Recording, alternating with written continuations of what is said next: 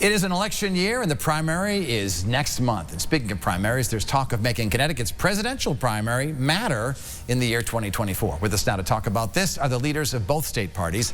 Nancy Donato is the chairwoman of the Connecticut Democratic Party, and Ben Proto is the chairman of the Republican Party. And we thank you both for being with us here today. Thank you. Thanks for having the program. And Nancy, I'll begin with you. Let's talk about this primary coming up in August. Is August the best time to have a primary in the state of Connecticut? I don't think so. I mean, obviously, there's a lot of people who are on vacation, but we do have absentee ballots, so it doesn't really hurt it that much. But I just think the excitement is kind of lost in people trying to campaign. A lot of people aren't home when, of course, that's not unusual anyway in any election, but particularly in the summer that. They're on vacation. Yes, so it makes it difficult. Would you prefer September or May or something different, Ben? Personally, I would like to see our primary earlier. I think the sooner that we can get a full slate of candidates and know who they are, it gives the candidates more opportunity and more time to talk to voters for the general election, get them out of either the Democratic electorate or the Republican electorate, and start talking to the people who are actually going to decide the election, which are predominantly the unaffiliated voters. So your big race for this August is, of course, the race for the U.S. Senate. There are 3 candidates. Yours are the under-ticket races, correct? Correct. Treasurer and Secretary of the State. We have 3 candidates for Treasurer and 2 for Secretary of the State. What do you both know about turnout and the expected turnout and voter registration for this August? I don't hear anybody buzzing about it. No. The turnout in the primaries, at least on our side, usually runs somewhere in about 20–25%. We're running at about just under 500,000 voters are registered with Republicans. I think the Democrats are a little over 900,000. So you can do the math on it. And again, I think Nancy's right. A lot of people are going to be on vacation. It's August 9th, so it's just before, about 2 weeks before school's going to start again. So folks are still away on vacation with their kids and whatnot. So turnout tends to be, I think, more depressed than it would be if it were earlier or later. Right. Your party, the Democrats, runs everything, right? Yes. Your argument is that they should continue to run it. Why? Well, because we've been doing a great job with the whole thing. I mean, if you look at Ned Lamont and the job he has done as governor. I mean, when he first took over, it had been for years a state in deficit.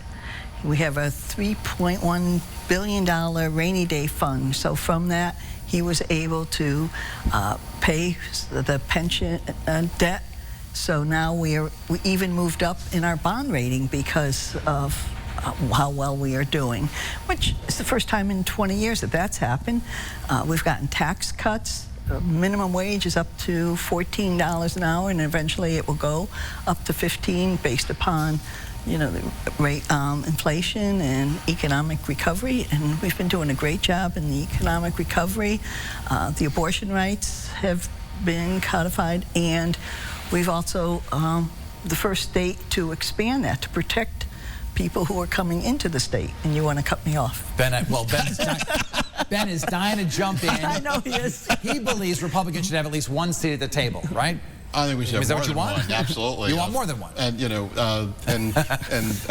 no shock here. I think Nancy and I probably disagree on this. As we look at Connecticut, Democrats have run the governor's office since 2010. They've run the legislature for 40 some odd years. We have the highest tax rate in the country. We have the highest energy rates in the country. We have the highest insurance rates in the country. We have some of the longest commute times in the country. If you own a business, they're going to tax the chair that we're sitting in this state.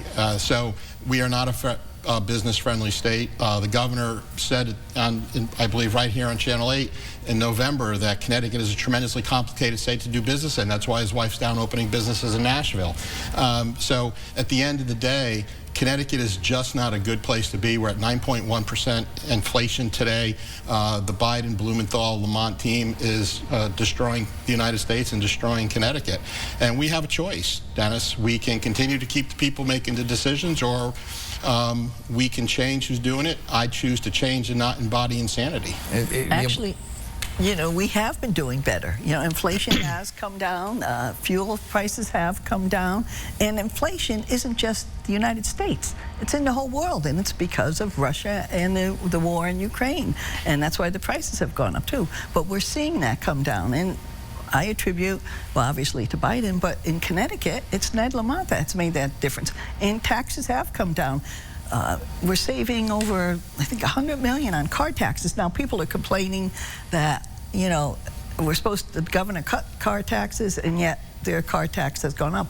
But that's because the value of their car has gone up. Let's jump ahead to 2024. And as a journalist, I'm a little excited about this prospect that we might have an earlier primary. Because by the time the presidential primary usually comes to Connecticut, it's April, and there are very few people left running. There might even be a presumptive nominee at that point. You would like to move it up to February, right? You want it nice and early? Yes.